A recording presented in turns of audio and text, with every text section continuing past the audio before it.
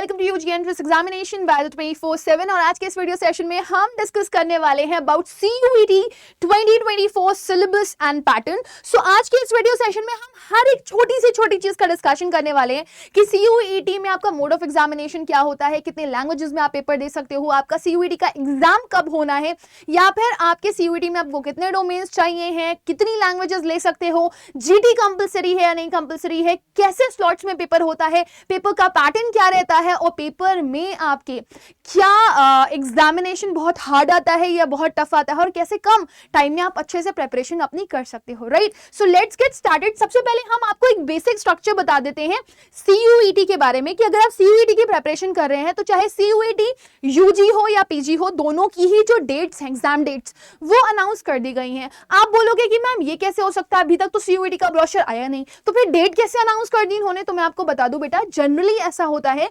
कि पूरा का पूरा जो NTA है वो अपना चार्ट निकाल देता है, चाहे वो नीट का पेपर हो, चाहे वो JEE का पेपर हो, राइट, या फिर आपका CUET UG का पेपर हो, PG का पेपर हो, वो सारे के सारे एग्जाम लिस्ट एक साथ निकाल देता है। राइट, सो यहां पर हम बात करने वाले हैं CUET UG एग्जामिनेशन के बारे में।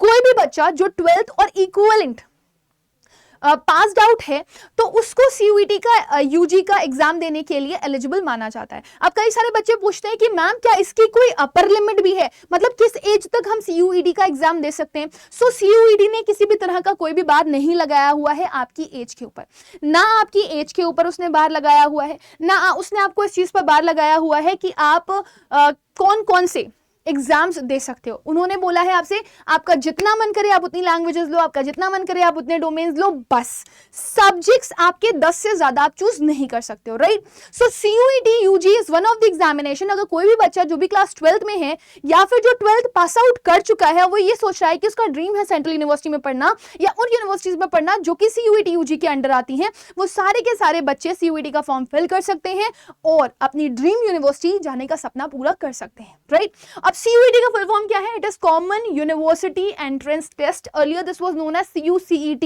बट 2022 के बाद से जो पैटर्न चेंज हुआ 22, 23 और 24, तब से ये सेम चल रहा है। नाउ CUET कंडक्टिंग बॉडी के बारे में अगर हम बात करें, चाहे नीट की आप बात कर लो, चाहे JEE की आप बात कर लो या PG की बात कर लो, आप नेशनल टेस्टिंग एजेंसी ही इसका पेपर आपका करवाती है। राइट, अब CUET के थ्रू या तो UG का एग्जामिनेशन होता है या तो PG का एग्जामिनेशन होता है।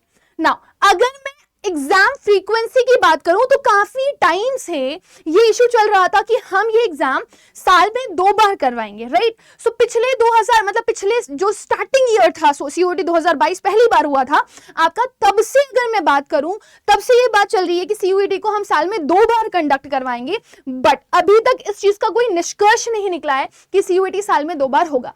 फिलहाल के लिए CUET के बारे में इतनी ही इंफॉर्मेशन है कि CUET साल में सिर्फ एक बार होगा।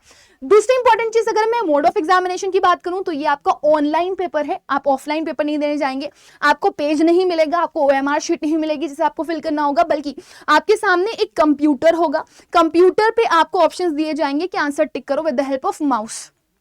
अगर आप में से कोई ऐसा बच्चा है जिसको कंप्यूटर चलाना नहीं आता तो मैं बोलूंगी 1 से 2 विजिट अभी से ही जाकर के आप कैफेटेरिया की कर सकते हो, या फ्रीक्वेंटली आप वीक में जा सकते हो कैफेटेरिया और अपना थोड़ा सा हाथ साफ कर सकते हो। अगर आपके घर में लैपटॉप है या फिर अगर आपके घर में PC है तो ये तो बहुत अच्छी बात है, क्योंकि आपका हाथ सेट होना बहुत ज्यादा जरूरी है। ये पेपर ऑनलाइन मोड ही होगा। टोटल लैंग्वेजेस जो है इसमें वो 13 हैं, जिसमें इंग्लिश, हिंदी, बंगाली, असमीज, उड़िया, पंजाबी, मराठी, गुजराती, मलयालम, तमिल, तेलुगु, कन्नड़ और उर्दू, ये लैंग्वेजेस आपको दी जाती हैं। लैंग्वेजेस में जब आपको चूज करने के लिए बोला जाता है कि आप लैंग्वेज का पेपर दे दो, तो आप दे सकते हो लैंग्वेज का पेपर। ठीक है, ये फर्स्ट 13 लैंग्वेज है, इसके अलावा भी लैंग्वेजेस हैं आपकी, ठीक है, जो कि आपकी इंपॉर्टेंट लैंग्वेजेस हैं, बट आपका जो पेपर है वो इन लैंग्वेजेस में ही देने को आएगा। सो आपको ऑप्शन दिया जाएगा कि आप कौन सी लैंग्वेज में पेपर देना चाहते हो। English is the default language, right, लेकिन इसके अलावा आप कोई भी लैंग्वेज चूज कर सकते हो कि आप किस लैंग्वेज में पेपर देना चाहते हो। जब आप एग्जामिनेशन हॉल में बैठोगे तो आप वहां पर चाहे तो अगर सपोज आपने हिंदी चूज किया हुआ है तो वहां पे आपको वो एक बार ऑप्शन देंगे, या तो हिंदी में पेपर दे दो या तो इंग्लिश में पेपर दे दो, तो आप जो भी चूज करोगे उसी में ही आपका पेपर आएगा। राइट, अगर आपने उड़िया चूज करके रखा हुआ है तो वहां पे आपको ऑप्शन मिलेगा जब आप पेपर स्टार्ट करोगे, या तो उड़िया में पेपर दे दो या फिर आप किस में पेपर दे दो, अपना इंग्लिश में दे दो, तो आप वहां पर चूज कर लोगे।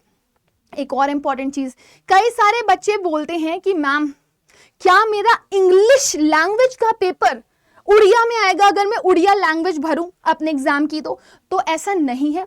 जो लैंग्वेज के पेपर होते हैं वो अपनी इंडिविजुअल लैंग्वेज के मोड पे ही होते हैं। बट अगर आप किसी और चीज का पेपर दे रहे हो, जैसे डोमेन का पेपर दे रहे हो या फिर आप जीटी का पेपर दे रहे हो, तो फिर वो आपको आपकी वो जो आपने चूजन लैंग्वेज है उसमें लिया जाएगा। जैसे अगर आप हिंदी चूज करते हो तो आपका डोमेन का पेपर हिंदी की लैंग्वेज में आएगा और आपका जीटी का पेपर भी हिंदी की लैंग्वेज में ही आएगा। राइट ना, एग्जाम सेंटर्स की अगर मैं बात करूं 171 cities across India, 24 cities outside India यहां पर इंक्लूड करी गई हैं फॉर सीयूईटी एग्जामिनेशन, और एनटीए इस per day by day work कर रहा है। आगे चल करके ये और बढ़ सकती हैं। एनटीए अपने खुद के भी सेंटर्स डालने की कोशिश कर रहा है कि एग्जाम और इजीली कंडक्ट करवाया जा सके। अपडेट्स आती रहती हैं, हम आपको इन्फॉर्म करते रहेंगे।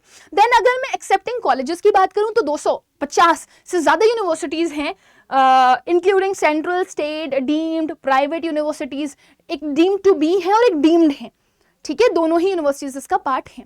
सो चाहे आप सेंट्रल यूनिवर्सिटी का पार्ट बनना चाहते हो तो भी आप सीयूईटी का एग्जाम दे सकते हो, आप किसी स्टेट यूनिवर्सिटी का पार्ट बनना चाहते हो, या आप प्राइवेट यूनिवर्सिटी का पार्ट बनना चाहते हो, या आप डीम्ड टू बी यूनिवर्सिटी या डीम्ड यूनिवर्सिटी का पार्ट बनना चाहते हो, तो आप इस एग्जाम को दे सकते हो। देन अगर आपको किसी भी तरह का कोई इंफॉर्मेशन चाहिए रिगार्डिंग सीयूईटी 2024 तो आपके पास एक वेबसाइट है cuet.samarth.ac.in, इसको कहीं कॉपी में नोट कर लीजिए, ये आपको बहुत काम आएगी क्योंकि सारी अपडेट, सारी इंफॉर्मेशन आपको यहीं पर ही मिलती है। जब तक सीयूईटी का पेपर खत्म नहीं हो जाता आपको 50 बार जरूरत पड़ेगी कि आप cuet.samarth.ac.in पे जाओ, यहीं पर ही आपको फॉर्म फिलिंग मिलेगा, यहीं पर ही आपको सब कुछ चूज करने के लिए मिलेगा, तो आपको ये साइट बार बार खोलनी ही पड़ेगी। यहीं पे ही आपका एडमिट कार्ड भी आएगा, यहीं पर ही आपके जो सारे क्लैरिफिकेशंस हैं वो आपको यहीं पर मिलेंगे। Now let's talk about more. कब होने वाला है सीयूईटी 2024 का एग्जाम? मैंने आपको ये पहले ही बता दिया है कि डेट्स आ चुकी हैं। 15 मई से 31 मई के बीच में इन्होंने क्लियरली बोला है कि ये पेपर आपका कंडक्ट करवा देंगे, है ना। बट पिछले 2 साल का अगर मैं रिकॉर्ड देखूं तो ऐसा होता ही है कि ये 1 हफ्ता या 1 महीने तक भी ऐसा होता है कि पेपर एक्सटेंड कर जाए। Right, so there are chances कि 31 के बाद तक आपके पेपर एक्सटेंड कर जाएं, बट कोई भरोसा नहीं है कि आपका पेपर जो है वो 31 के बाद ही हो सकता है, या 31 को हो सकता है, या 15 को हो सकता है। राइट, सो आप अपना मेंटल स्टेट रेडी करके रखो कि मेरे को मई से पहले पहले अपने सारे के सारे सिलेबस जो हैं वो कंप्लीट करने हैं। राइट, तो आप एनटीए की ऑफिशियल साइट पर देखोगे तो एनटीए की ऑफिशियल साइट पर जो है इसका जो डेट है वो अनाउंस हो गया है। पीजी की तो इवन 11 मार्च से ही पेपर स्टार्ट है, लेकिन यूजी की अगर मैं बात करूं तो 15 मई से 31 मई के बीच में इन्होंने कहा है कि ये पेपर कंडक्ट करवा देंगे। राइट, और जितनी भी इंफॉर्मेशन आएंगी, चाहे सीयूईटी का रिजल्ट हो, चाहे सीयूईटी का एडमिट कार्ड हो, चाहे सीयूईटी का फॉर्म हो, वो सब cuet.samarth.ac.in पर ही आपको मिलेगा। Then let's talk about something more which are the dates which are really very very very important. ये सारी डेट्स हैं जो बहुत ज्यादा इंपॉर्टेंट है। अगर मैं सीयूईटी के एप्लीकेशन फॉर्म की डेट की बात करूं तो वो आपको फर्स्ट वीक ऑफ फरवरी या हो सकता है जनवरी के एंड तक ही मिल जाए। मतलब पहले से ही आपको इंटीमेशन शुरू कर देते हैं कि किस किस डेट पर आपको क्या क्या मिल सकता है। तो एप्लीकेशन हो सकता है आपका कि फेब की स्टार्टिंग या फिर आपको जनवरी के एंड से ही मिलना शुरू हो जाए। Last date to submit CUET application आपको मिल सकता है 3rd week of March CUET 2024, क्योंकि वो 1 महीने का लगभग आपको टाइम देते हैं कि सारे बच्चों को जब तक पता चलेगा, गाँव के हर बच्चा देता है ना, शहर गाँव का बच्चा है ना जो पेपर देता है, उस सबको ये इन्फॉर्मेशन मिल जाए कि भरे जा रहे हैं। कभी कभी तो ना ये डेट में एक्सटेंशंस भी करते हैं, हो सकता है कि मार्च के बाद भी आपको एक्सटेंशन दे दें। वैसे जैसे जैसे पेपर्स एडवांस हो रहे हैं, जैसे 2022 में बहुत टाइम एक्सटेंड किया था इन्होंने, 2023 में थोड़ा सा कम किया, अब 2024 में हो सकता है कि बहुत कम करें या हो सकता है करें ही ना। तो ये डिपेंड करता है, क्योंकि जैसे जैसे एडवांसमेंट हो रहा है वैसे वैसे ये अपने आप को और फर्म फाइन ट्यून कर रहे हैं कि चीजें बहुत स्पेसिफिक डेट पर हो जाएं जो प्लान्ड है, क्योंकि इनको भी आगे प्रॉब्लम होती है। फिर कह रहे हैं अनाउंसमेंट ऑफ जो सिटी है एग्जामिनेशन, मतलब आपको ये बता दिया जाएगा कि आपका एग्जाम का सिटी कौन सा रहने वाला है, आप कौन सी जगह पे जाकर के पेपर देने वाले हो। तो ये आपको 2nd वीक ऑफ अप्रैल में पता चल जाएगा। अप्रैल की 2nd वीक तक आपको पता चल जाएगा। राइट, तो यहाँ पे देखें एक बार, एक चीज जो मैं स्किप कर गई हूँ, करेक्शन विंडो की डेट ये एक्सटेंड करते हैं 1st वीक ऑफ अप्रैल तक, और आपका अनाउंसमेंट ऑफ सीयूईटी एग्जाम जो होता है वो 2nd वीक तक आपको ये बता देते हैं, अप्रैल तक।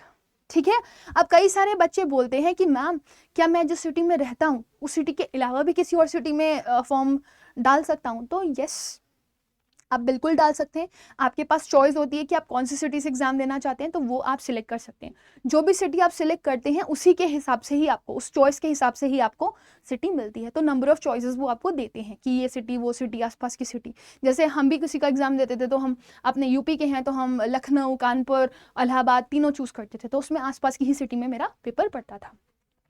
एडमिट कार्ड की अगर मैं बात करूं तो वो फर्स्ट वीक ऑफ मई तक आ जाएगा, क्योंकि 15 मई से इनको एग्जाम्स कंडक्ट करवाने हैं, या हो सकता है कि अप्रैल की लास्ट वीक में ही आपको एडमिट कार्ड मिल जाए। धीरे धीरे कभी कभी रिलीज करते हैं, फेज 1 फेज 2 भी ला देते हैं, राइट, कि फेज 1 में एक स्लॉट ऑफ बच्चों का पेपर होगा, फेज 2 में एक स्लॉट ऑफ बच्चों का पेपर होगा। तो वो अगर कोई चेंजेस होंगे तो वील इन्फॉर्म यू, लेकिन अभी फिलहाल के लिए फर्स्ट वीक ऑफ मई तक देयर आर चांसेस कि आपका जो CUET का एडमिट कार्ड है वो आ जाए। CUET का जो एग्जाम है वो 15 मई से 31 मई के बीच में होगा, ये हम पहले ही आपको बता चुके हैं। आंसर की जो रिलीज डेट है वो 4th वीक ऑफ जून तक आपकी आ जाएगी। वहीं अगर आप बात करेंगे यहाँ पर CUET रिजल्ट डेट की, तो वो 3rd वीक ऑफ जुलाई तक आपको मिल जाएगा, और काउंसलिंग सेशंस वगैरह जो हैं वो लास्ट वीक ऑफ जुलाई तक हो जाएंगे। यानी कि अगस्त खत्म होते होते या मिड अगस्त तक आप सभी के एडमिशंस जो हैं अलग अलग यूनिवर्सिटीज में कंप्लीट कर दिए जाएंगे, क्योंकि जब ये एक्सटेंड होते हैं, ठीक है, एडमिशंस एक्सटेंड होते हैं, तो बच्चों का लॉस भी होता है सेमेस्टर्स का। सो जितनी जल्दी चीजें कंप्लीट हो जाएं, NTA यही कोशिश कर रहा है कि उतनी जल्दी करी जा सके, right. So I hope these all the things are clear to you. Now let's move ahead and look for these things. Total अगर मैं बात करूं, आपका section 1 is divided into 2 parts. Section first को 2 पार्ट में डिवाइड किया गया है, ठीक है ना। एक में आपकी स्टेट लैंग्वेजेस है और दूसरे में आपकी फॉरेन लैंग्वेजेस हैं। तो आप देख सकते हो यहाँ पर टोटल आपके पास 13 लैंग्वेजेस है जिसमें आप एग्जाम दे सकते हो, और इवन ये लैंग्वेज भी चूज कर सकते हो। सेक्शन फर्स्ट बी को अगर आप देखोगे तो उसमें 20 लैंग्वेजेस आपकी डिवाइड करी गई हैं, राइट, जिसमें मैक्सिमम आपकी फॉरेन लैंग्वेजेस हैं। और आपको जब लैंग्वेज का पेपर आता है तो आपको 50 सवाल दिए जाते हैं, जिसमें से आपके पास चॉइस होती है कि आप सिर्फ और सिर्फ 40 क्वेश्चन करो, 50 में से 40 क्वेश्चन, ठीक है। एग्जाम में क्या क्या आता है, आपका पूरा वर्बल एबिलिटी दे देते हैं आपको, पार्ट ऑफ स्पीच हो गया, फिगर ऑफ स्पीच हो गया, क्लॉजेस हो गया, ठीक है, टेंसेस हो गया, नरेशन हो गया, आर्टिकल हो गया, डायरेक्ट इनडायरेक्ट नरेशन के अलावा एक्टिव पैसिव दे देते हैं, फॉरेन वर्ड्स दे देते हैं आप लोगों को ये, ठीक है, या फिर वन वर्ड सब्स्टिट्यूशन दे देते हैं, सिनोनिम्स एंटोनिम्स दे देते हैं, इडियम फ्रेजेस दे देते हैं। ये एग्जाम्स का पैटर्न है। फिर रीअरेंजमेंट के क्वेश्चंस देंगे, फिल इन द ब्लैंक करने के लिए देंगे कि करेक्ट प्रेपोजिशन फिल करो। Then they give you reading comprehension. सबसे ज्यादा जो वेटेज होता है वो रीडिंग कॉम्प्रिहेंशन का ही होता है इन लैंग्वेज, राइट। तो अब आप यहां पर देखो 50 में से 40 क्वेश्चन करने हैं, आपके पास चॉइस है, बहुत सोच समझ करके आप अपना चूज करो कि आपको कौन से क्वेश्चंस छोड़ने हैं और कौन से देने हैं। ये आप तभी कर पाओगे जब आपने मॉक टेस्ट वगैरह अच्छे से दिए हो। 45 मिनट का टाइम होता है आपको, 45 मिनट में आपको 40 क्वेश्चन करने होते हैं, राइट। सेकेंड देखिए, सेक्शन 2 की अगर मैं बात करूं तो section 2 is all about domains. Section 2 आपका पूरा का पूरा किस पे निर्भर करता है, आपका डोमेन्स पे। तो there are 27 domain subjects being offered under this section. A candidate may choose maximum of 6। ये आपका यहाँ पे लिखा हुआ है कि मैक्सिमम ऑफ 6 आप चूज कर सकते थे, but this is for CUET 2022। लेकिन इन्होंने 2023 में कोई बार नहीं लगाया था। सो ये वाला जो लाइन है आपका, इसमें you will get certain changes. ये वाले लाइन में आपको सर्टेन चेंजेस देखने के लिए मिल सकते हैं। अगर मैं CUET 2023 की बात करूं तो इन्होंने आपसे बोला मैक्सिमम नंबर ऑफ सब्जेक्ट्स आप 10 ले सकते हो इंक्लूडिंग GT। तो पहले इन्होंने बोला था कि अगर आप 2 लैंग्वेजेस ले रहे हो तो आप 6 डोमेन ले सकते हो, एक GT ले लो, क्योंकि पहले 9 सब्जेक्ट का कॉम्बिनेशन था। फिर इन्होंने बोला अगर आप 3 लैंग्वेजेस ले रहे हो तो आप 5 डोमेन ले सकते हो और एक GT ले सकते हो, तो 9 का कॉम्बिनेशन बन जाएगा। बट जब इन्होंने 10 की बात करी तो इन्होंने बार नहीं लगाया कि आप कितनी मैक्सिमम लैंग्वेज लोगे और कितने मैक्सिमम डोमेन लोगे, बट इन्होंने ये बोला कि अगर आप 10 टेस्ट दे रहे हो तो उसमें एक GT जरूर इंक्लूड होगा, बाकी आप 9 में से जितनी आपको लैंग्वेजेस चूज करनी है और जितने आपको डोमेन चूज करने हैं आप चूज कर लो। अब बच्चों के ऊपर ये डिपेंड करता है। बहुत सारे बच्चे जो होते हैं वो 10 के 10 सब्जेक्ट चूज कर लेते हैं कि भाई कहीं ना कहीं तो जुगाड़ सेट हो जाएगा। कई सारे बच्चे बहुत थॉटफुल होते हैं, उनको लगता है उन्हें ह्यूमैनिटीज के कोर्स के लिए जाना है, कॉमर्स के कोर्स के लिए जाना है, या फिर PCM के लिए जाना है, तो उनका मेन तो एक लैंग्वेज और 3 डोमेन ही है, तो वो ज्यादातर एक लैंग्वेज और 3 डोमेन लेते हैं। लेकिन कोई अदर कोर्सेज के लिए जा रहा होता है, जैसे कि BBA के लिए जा रहा है कोई बच्चा, राइट, BCA के लिए जा रहा है कोई बच्चा, राइट, तो लीगल स्टडीज के लिए कोई बच्चा जा रहा है, तो उनका एक लैंग्वेज, एक डोमेन और एक GT से भी काम चल जाता है। किसी अदर यूनिवर्सिटी के लिए जा रहे हो, बीएचयू के लिए जा रहे हो, तो कई सारे कोर्सेज होते हैं जिसमें एक लैंग्वेज और एक जीटी से काम चल जाता है, राइट। अगर आप साइंस के किसी कोर्स के लिए जा रहे हो बीएचयू के लिए, तो हो सकता है सिंगल से आपका काम चल जाए, है ना। जेएमआई में जा रहे हो आप, सिंगल सब्जेक्ट से आपका काम चल जाए। सो बच्चे बहुत थॉटफुल होकर के सब्जेक्ट कॉम्बिनेशन चूज करते हैं। अगर आप मुझसे कहेंगे आफ्टर द वीडियो तो मैं आप लोगों के लिए स्पेसिफिक एक वीडियोस पे बना दूंगी, राइट। पिछले साल की अगर मैं बात करूं 2022 की, तो उन्होंने यहां पर आपको सबके लिए जितने भी डोमेन सब्जेक्ट्स थे उनके लिए चॉइस दी हुई थी कि 50 में से 40 करने और हर किसी के लिए 45 मिनट है। लेकिन जब इनको पहले वाले का एहसास हुआ कि कई सारे सब्जेक्ट्स ऐसे भी होते हैं जो कैलकुलेटिव होते हैं, तो इस वजह से इन्होंने उनके टाइम्स बढ़ा दिए और वो 45 मिनट से बढ़ा करके कितने कर दिए, 60 मिनट कर दिए, राइट। तो उसके बारे में अभी मैं आपको क्लैरिफिकेशन लास्ट में दे दूंगी। देन अगर आप जनरल टेस्ट पे आते हो, तो जनरल टेस्ट में 2022 की अगर मैं बात करूं, ठीक है, तो 2022 में जनरल टेस्ट में आपको क्या करना होता था, यू हैव 75 क्वेश्चंस, जिसमें से आपको 60 क्वेश्चंस करने होते थे, 60 मिनट्स होते थे। अब इन्होंने क्या किया है, इन्होंने आपका पूरा का पूरा पैटर्न चेंज कर दिया। 60 क्वेश्चन ही आपको दे रहे हैं और 60 में से आपको कितने क्वेश्चंस करने हैं, 50 क्वेश्चंस करते हैं, ठीक है। और पेपर इन्होंने हर क्वेश्चन के लिए 5 मार्क्स हैं, तो 250 नंबर का कर दिया। तो 2023 में किया था। Might be you can get certain changes in 2024, but बहुत रेयर पॉसिबिलिटी है, क्योंकि ये मैक्सिमम चेंजेस अपने हिसाब से कर चुके हैं, राइट। अब सिलेबस में क्या क्या आता है आपका, अगर आप डोमेन की बात करते हो तो डोमेन में आपका कोर सब्जेक्ट ही आता है। अगर आप एनसीईआरटी अच्छे से पढ़ रहे हो ना, चाहे आप साइंस की एनसीईआरटी की बात करो या फिर आप ह्यूमैनिटीज की एनसीईआरटी की बात करो या फिर आप कॉमर्स की एनसीईआरटी की बात करो, अगर आप एनसीईआरटी का deleted non deleted portion cover कर रहे हो तो आपको डोमेन की टेंशन खत्म है। जनरल टेस्ट में आपको क्या क्या पढ़ना पड़ता है, आपके 4 सब्जेक्ट्स हैं जनरल टेस्ट में अकेले, reasoning, quantitative aptitude, general knowledge और करंट अफेयर्स। ये 4 सेक्शंस आपको कंप्लीट करने पड़ते हैं। इसीलिए मैं बोल रही हूँ बच्चे बहुत थॉटफुल होकर के अपने सब्जेक्ट कॉम्बिनेशन चूज करते हैं, या तो एक लैंग्वेज 3 डोमेन के साथ जाते हैं, या तो फिर एक लैंग्वेज 1 डोमेन और आपका जो जनरल टेस्ट होता है वो ले लेते हैं, क्योंकि जनरल टेस्ट अपने आप में ही बहुत वास्ट है, राइट। अच्छा, इसके लिए प्रॉब्लम बच्चा कहाँ फेस करता है, लैंग्वेज और जनरल टेस्ट के लिए बच्चे के पास पढ़ने के लिए कोई स्पेसिफिक बुक नहीं है एनसीईआरटी जैसी। ये पूरा का पूरा खेल जो है वो आपका नॉलेज का है, कि आपने जो अपने क्लास 6th से लेकर के 12th तक पढ़ा है वही नॉलेज आपकी यहाँ पर लगनी है। अगर आपको लग रहा है कि कभी आप लैंग्वेज में वीक रहे हो, या आपको कभी ऐसा लग रहा है कि आप रीजनिंग कभी आपने पढ़ी नहीं, ह्यूमैनिटीज के स्टूडेंट हो, भूल गए हो आपका क्वांटिटेटिव एप्टीट्यूड, तो आप कर लो। रीजनिंग नया है, आपको पढ़ना ही पड़ेगा। करंट अफेयर्स नया होता है, आपको पढ़ना ही पड़ेगा, लेकिन कहाँ से पढ़े ये डाउट आता है। तो इसका आप टेंशन मत लो, मैं अभी आपको यहाँ पर क्लैरिफिकेशन दे दूंगी, राइट। तो अब ये देखो, ये मैं 2023 का दिखा रही हूँ। Might be there can be certain changes, अपना अभी 2023 से एक्सपीरियंस लेकर के 2024 में चेंज करें, हालांकि इसको चेंज करने की इन्होंने अभी तक बात नहीं करी है। तो अगर मैं बात करूं वापस से लैंग्वेज की, तो 50 में से 40 क्वेश्चंस आएंगे और 40 × 5, हर क्वेश्चन 5 नंबर का होगा, तो 200 नंबर का आपका ये पेपर होगा। वहीं आप सेक्शन 2 की बात करोगे तो 50 में से आपको कितने क्वेश्चन करने, 40 क्वेश्चन करने, ठीक है। तो 40 × 5 करोगे, वही हर क्वेश्चन 5 नंबर का, तो 200 नंबर का पेपर है। बट इन्होंने यहाँ पर स्पेसिफिकली देखो ये बोला हुआ है, थर्ड में देखो आप, जनरल टेस्ट में इन्होंने बोला 60 क्वेश्चन में से, पहले 75 थे, अब 60 में से 50 का चॉइस इन्होंने दिया। तो 50 के हिसाब से 15 × 5 करोगे, क्योंकि हर क्वेश्चन 5 नंबर का, तो 250 मार्क्स का पेपर।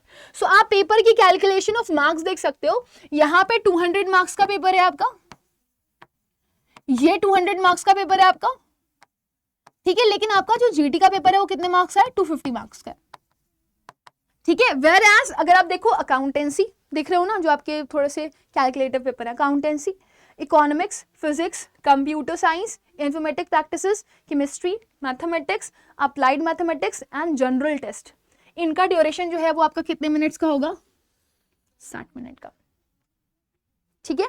इन सब का 60 मिनट का होगा। और इनके अलावा जो बचे हुए सब्जेक्ट्स हैं आपके, ठीक है, आप गिनना चाहो तो गिन सकते हो, 1 2 3 4 5 6 7 8, ये 8 और जनरल टेस्ट मिला करके 9 सब्जेक्ट्स ऐसे हैं जिसका जो पेपर है वो 60 मिनट का होगा, क्योंकि कैलकुलेटिव पेपर है। बाकी रेस्ट ऑफ द सब्जेक्ट्स की अगर आप बात करोगे डोमेन में, तो वो कितने मिनट्स के होंगे आपके, 45 मिनट्स के। इवन अगर आप लैंग्वेज को भी इंक्लूड करोगे इसमें, तो भी वो कितने मिनट्स का होगा आपका, 45 मिनट का, राइट। सो मैंने आपको बताया डोमेन के लिए बच्चे को इतना स्ट्रेस नहीं लेना होता है, बच्चे को डिलीटेड नॉन डिलीटेड कंप्लीट करना होता है। बस बच्चा भटकता कहाँ पे वो सुन लो। जैसे अगर मैं बात कर रही हूँ डोमेन की, डोमेन में बच्चा जब 12th में पढ़ाई कर रहा होता है तो वो नॉन डिलीटेड तो पढ़ लेता है, क्योंकि टीचर्स पढ़ा देते हैं क्लास में, उसको दिक्कत आती है डिलीटेड पढ़ने में, है ना। तो यहां पर उसको रिक्वायरमेंट पड़ सकती है किसी तरह की गाइडेंस की, राइट। फिर अगर मैं बात करूं लैंग्वेज की, लैंग्वेज अगर कोई बच्चा 6 to 12 तक पढ़ा हुआ है तो उसको टेंशन नहीं होगी, लेकिन मैक्सिमम मैंने देखा है कि बच्चे अगर इंग्लिश लैंग्वेज लेते हैं या हिंदी लैंग्वेज लेते हैं तो कोर लैंग्वेज में वो फंस जाते हैं, राइट। सो कुछ अप्रोचेस होती हैं, कुछ रूल्स होते हैं, कुछ ट्रिक्स होती हैं जो अगर आपने पढ़ रखी हैं तो आपको ईजी हो जाएगा ये, राइट। सो लैंग्वेजेस एक बच्चा सोचता है कि पढ़ ले, डिलीटेड पोर्शन 2 मिनट्स में बच्चा सोचता है पढ़ ले, जीटी बच्चे के लिए बहुत बड़ी प्रॉब्लम बन जाती है, उसको लगता है यार कहाँ से पढ़ूं, ये तो पढ़ना ही पढ़ना है।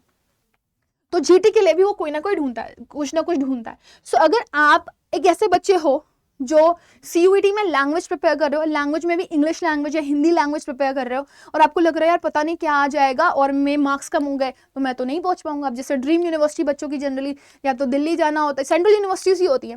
अब सेंट्रल यूनिवर्सिटीज में अगर आप जा रहे हो और वहाँ के मेन कॉलेजेस को देख रहे हो तो वहाँ की कट ऑफ बहुत तगड़े तगड़े जाती है। मतलब आप ये मान के चलो 800 में से आपकी कट ऑफ नहीं करके भी 770 प्लस जाती है। चले जाओ आप बीकॉम ऑनर्स में आरसीसी के लिए 775 से बिलो, बहुत रेयर ऐसे बच्चे होंगे जिनका एडमिशन हुआ होगा, अगर वो कैटेगरी वाले नहीं हैं तो। जनरल वाले को तो सीटी नहीं मिलती। ऐसे ही हिंदू कॉलेज भी हो गया आपका, हंसराज हो गया, जो मेन आपके जो एकदम मतलब कंपटीशन बहुत तगड़ा है इसमें। अगर 800 में से आपके 30 मार्क्स कम हो रहे हैं ना तो भी आपके लिए टेरर है, सोचो टेरर। तो बच्चा जब तक फुल स्कोर नहीं कर रहा तब तक वो टेंशन में रहता है। और लैंग्वेज इतनी सिंपल चीज है ना, अगर आप पढ़ लो तो सिंपल है तो आप अच्छा स्कोर कर सकते हो, फुल आउट ऑफ फुल, ठीक है। रीजनिंग और आपका जो जनरल टेस्ट वाला सेक्शन है वहां पे बच्चा घबराता है क्योंकि उसने कुछ पढ़ा ही नहीं होता। उसको लगता है 20-25 नंबर ना जाए, 250 नंबर का पेपर और 20-25 मार्क्स लाओगे तो कहाँ स्टैंड करोगे, नॉर्मलाइजेशन में अलग मार्क्स कट जाते हैं, राइट। तो अगर आपके दिमाग में ये टेंशन है, टेरर बना हुआ है कि मेरे को डोमेन के डिलीटेड पोर्शंस कवर करने हैं, मेरे को जनरल टेस्ट तो अलग से पढ़ना ही पढ़ना है, मेरे को लैंग्वेज की प्रिपरेशन अलग से करनी है क्योंकि मुझे लैंग्वेज में कुछ नहीं आता। सो आज 13 अक्टूबर से आपका एक बैच शुरू हो रहा है जिसका नाम है निपुण। तो आप चाहो तो आप निपुण बैच में एनरोल कर सकते हो। मैंने सिर्फ साइंस बैच का यहाँ पे लगाया हुआ है, ऐसे ही ह्यूमैनिटीज का भी बैच है, ऐसे ही आपका कॉमर्स का भी बैच है जिसमें आपको 2 लैंग्वेजेस मिल जाएंगी, ठीक है, सेक्शन 1 में। और आपके सेक्शन 2 से 4 डोमेन्स मिल जाएंगे। साइंस में पीसीएमबी, अगर आप ह्यूमैनिटीज में जाओगे तो हिस्ट्री, ज्योग्राफी, ठीक है, पॉलिटी और आपका अनदर एक और पार्ट जो मैथ्स है वो आपको इंक्लूडेड मिल जाएगा। देन अगर आप जा रहे, इकोनॉमिक्स मिल सकता है आपको, मतलब आपकी चॉइस पर है वो।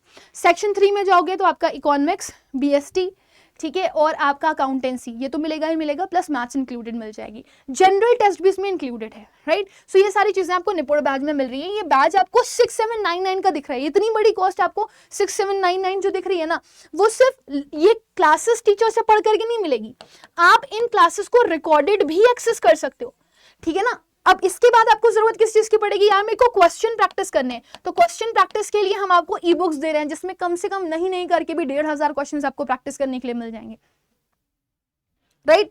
फिर उसके अलावा हम आपको यहाँ पर क्या दे रहे हैं, इसमें हम आपको दे रहे हैं डाउट सेशंस। अगर किसी बच्चे को कोई डाउट आता है तो वो यहाँ पर हम लोगों से पूछ सकता है क्लासेस में, राइट। फिर इसके अलावा आपको इसमें क्या मिल रहा है, इसके अलावा इसमें आपको टीचर्स अपने हैंड रिटन पीडीएफ नोट्स देते हैं। अब सोचो ना, आप पढ़ रहे हो बुक में से, आपको कितना पढ़ना है कितना छोड़ना है वो आपके टीचर से बेहतर आपको कोई नहीं बता सकता, तो आपको पीडीएफ नोट्स मिलते हैं यहाँ पे, राइट। पीडीएफ नोट्स के अलावा आपको यहाँ पर क्या मिल जाती है, एक बहुत इंपॉर्टेंट चीज जिसको आप बोलते हो मॉक टेस्ट। आपका एग्जाम का पैटर्न क्या है, क्या आप स्पीड से क्वेश्चंस को सॉल्व कर पा रहे हो कि नहीं कर पा रहे हो, आपकी एक्यूरेसी क्या है ना। अपना डेटा एनालिसिस करना या अपना इंट्रोस्पेक्शन करना, सेल्फ एनालिसिस करना बहुत जरूरी है। तो ये सारी की सारी चीजें आपको एक सिंगल बैच में मिल रही है, एक लैंग्वेज 3 डोमेन के साथ। आप चाहो तो सिर्फ और सिर्फ डोमेन का बैच भी ले सकते हो, आप चाहो तो सिर्फ लैंग्वेज और जीटी का बैच भी ले सकते हो, और आप चाहो तो सिर्फ लैंग्वेज और डोमेन का बैच भी ले सकते हो, राइट। बट ये पूरा का पूरा बैच जो आपका language plus domain, 4 domain, 2 language और एक जनरल टेस्ट के साथ, बुक्स के साथ, डाउट सेशंस के साथ, पीडीएफ नोट्स के साथ, डेली प्रैक्टिस पेपर के साथ, मॉक टेस्ट के साथ, ये पूरा का पूरा बैच आपको कितने का मिल रहा है, 6799 का, मतलब 6800 का।